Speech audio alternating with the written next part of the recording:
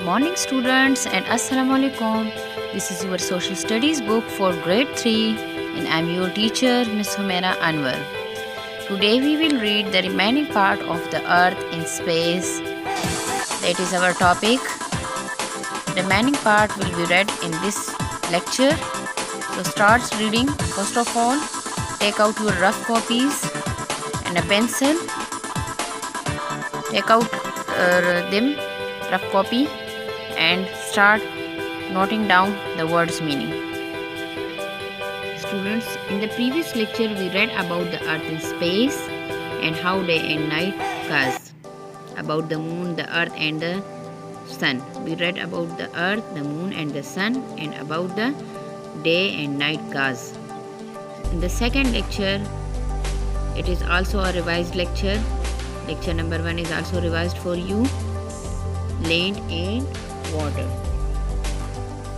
Today we will read land and water. Land का मतलब क्या है? ज़मीन, जो कुर्रे अर्ज़ की जो ज़मीन है, and water और पानी.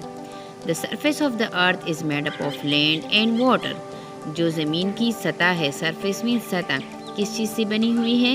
कुर्रे अर्ज़ की जो सतह है वो ज़मीन से बनी हुई है और पानी से.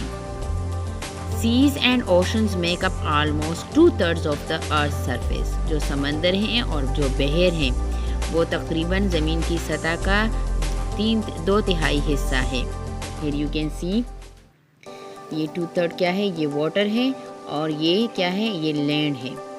राइट अगर 3 हिस्सों में डिवाइड किया जाए तो 2 हिस्से पानी है और 1 हिस्सा ज़मीन है. Second paragraph, last one. The land near the sea is called the coast. वो हिस्सा जो समंदर के साथ है वो साहिल कहलाता है. Coast mean Sahil. And it is usually very low. और ये उमूमी तौर पर क्या होता है? अक्सर कम रहता है, यानी इसकी सतह कम रहती है.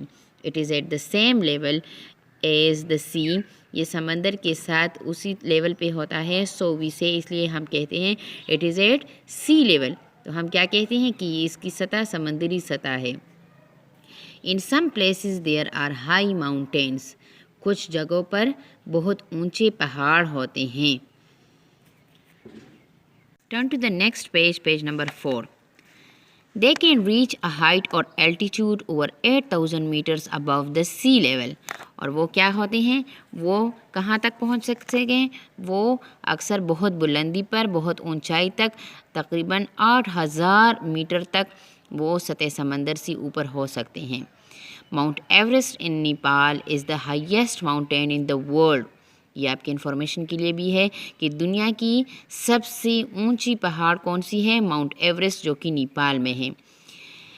It is 8848 metres high.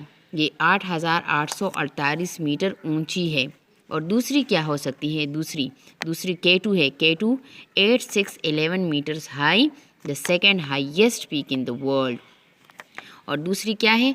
K2 है, जो कि 8,611 मीटर ऊंची है और ये दुनिया की सबसे दूसरी ऊंची पहाड़ी है. इसकी चोटी जो है ये दुनिया की सबसे ऊंची चोटी है. ये कहाँ पर है? ये पाकिस्तान में है, K2. Next paragraph. Large areas of water on the earth are called oceans. जो ज़मीन पर सबसे ज़्यादा मकदार में पानी होती है, ज़्यादा रकबे पर पानी होता है ज़मीन पर, तो वो क्या कहलाते हैं? वो बहर कहलाते हैं. Smaller areas are called seas. और जो छोटे एरिया होते हैं वो समंदर कहलाते हैं. Sea water is salty. अब ये डिफरेंस आपको मालूम हो गया है कि सी समंदर और बहर में क्या फ़र्क है, सी और ओशन में क्या फ़र्क है. कि समंदर जो है वो छोटे एरियाज़ पर हो सकते हैं और ओशन जो है वो बड़े बड़े एरियाज़ पर हो सकते हैं. बड़े एरियाज़ पर वाटर जब होता है तो उसे ओशन यानी बहर कहते हैं और छोटे एरिया पर जो पानी होता है उसे सीज़ यानी वाटर कहते हैं. Sea water are very is salty. जो समंदर का जो पानी होता है वो नमकीन होता है. Some parts of the ocean are very deep. अब समंदर की बात हो रही है, पहले माउंटेन्स की बात हो रही थी, अब समंदर की हो रही है. Some parts of the ocean are very deep. जो समंदर जो बहर के कुछ हिस्से होते हैं, बहर के कुछ हिस्से बहुत ज़्यादा गहरे होते हैं। डीप मीन गहरे। There are waves on the surface of the oceans and seas. समंदरों और बहरों की सतह पर लहरें होती हैं। वेव्स मीन लहरें, सरफेस मीन सतह। The water in the sea is always moving about. और समंदर में जो पानी होता है वो हमेशा हरकत में रहता है। मूविंग अबाउट हमेशा जो हरकत में होती है, इसकी लहरें चलती हैं और इसी तरह पानी जो है मूविंग में होता है। These movements are called currents. ये हरकत क्या कहलाती हैं? ये लहरें कहलाती हैं। When there is a storm at sea, जब समंदर में कोई तूफ़ान आता है, the wind causes high and rough waves। ये इम्पोर्टेंट बात है कि जो विंड है, जो आंधी है, तो इसकी वजह से बहुत ऊंची और खुरदरे, रफ मीन खुरदरे नाहमवार वेव्स जो है, लहरें जो हैं वो पैदा हो जाती हैं। You should not go to the seaside in the stormy weather, it is dangerous.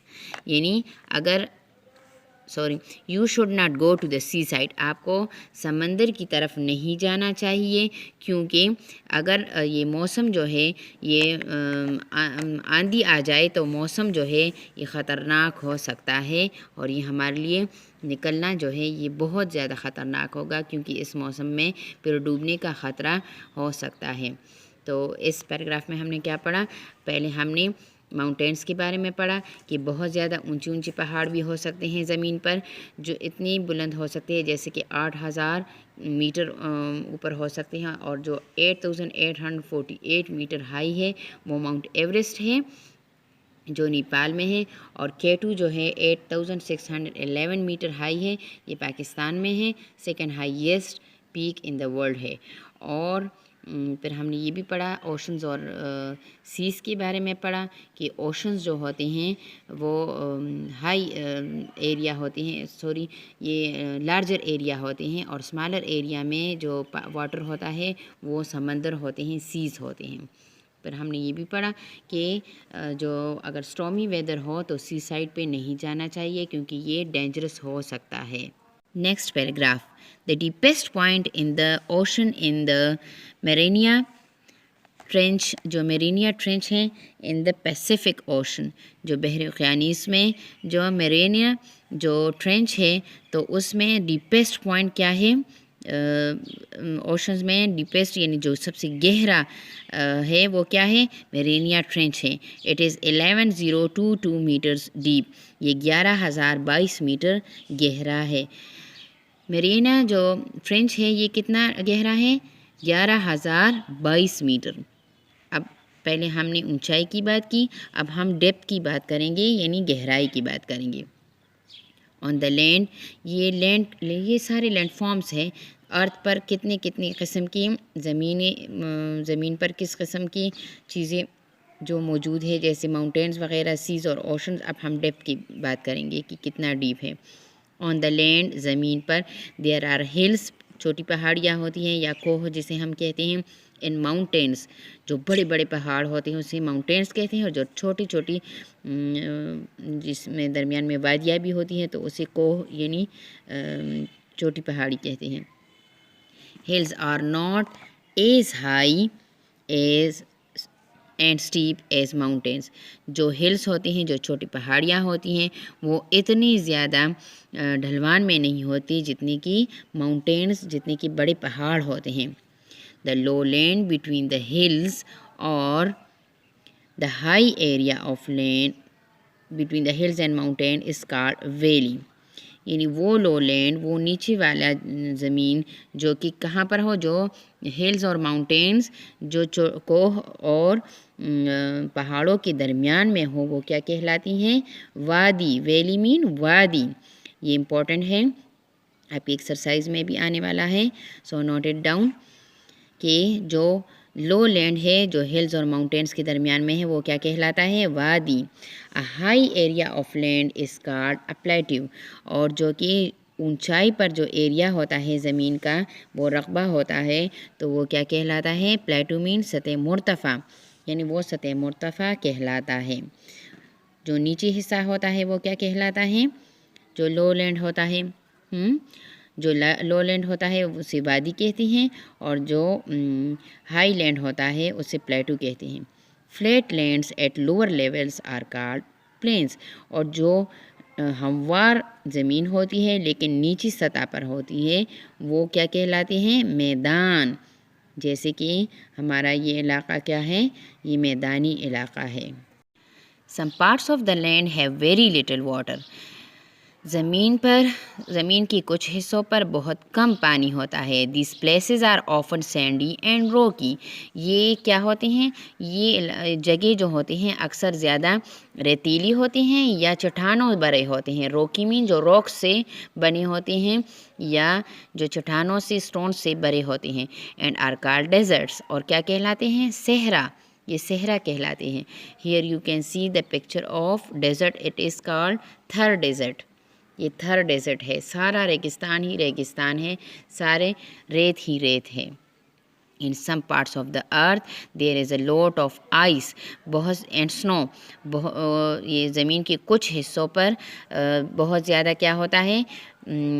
Ice, बर्फ़ एंड स्नो, और जो ओले वगैरह वो स्नो से कहते हैं जो ज़्यादा बर्फ़ होती हैं, बहुत ज़्यादा बर्फ़ होती है। To the next page. And it is very cold, और ये बहुत ठंड होता है। यानी जब बहुत ज़्यादा सर्दी पड़ती है तो बहुत ज़्यादा आइस और स्नो गिरता है तो उसकी वजह से ठंड पड़ती है। Very high mountains are often covered by snow. जो बहुत बड़े बड़े माउंटेन्स होते हैं, पहाड़ होते हैं, तो वो किस चीज़ से ढके होते हैं? वो स्नो, वो बर्फ़ से ढके होते हैं। कवर्ड में ढके होते हैं, भरे होते हैं। In other parts there are thick forest, और बाज़ हिस्सों पर क्या होता है? दूसरे हिस्सों पर क्या होता है? बहुत घने जंगलात होते हैं। थिक फॉरेस्ट मीन घने जंगलात होते हैं। An area of land surrounded by water on all side is called an island. वो एरिया, ज़मीन का वो हिस्सा, वो रकबा जिसकी surrounded by water on all side, जिसके इर्द गिर्द चारों तरफ पानी ही पानी हो तो वो क्या कहलाता है? Island. Here you can see the picture of island. ये देखिए, ये इसके इर्द गिर्द सारा पानी ही पानी है तो ये क्या कहलाता है? Island. Look at the paragraph again. वो क्या कहलाता है? Island mean Jazeera. A body of water surrounded by land on all side is called a lake. और जो पानी का एक ऐसा हिस्सा जिसके इर्द गिर्द ज़मीन ही ज़मीन हो तो वो क्या कहलाता है?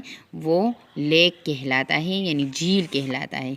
Here you can see the picture of lake. ये देखिए, ये पानी है, इसके इर्द गिर्द खुश्क लैंड ही लैंड है, तो इसको हम क्या कहते हैं? लेक, ज़मीन, झील, इसको हम झील कहते हैं।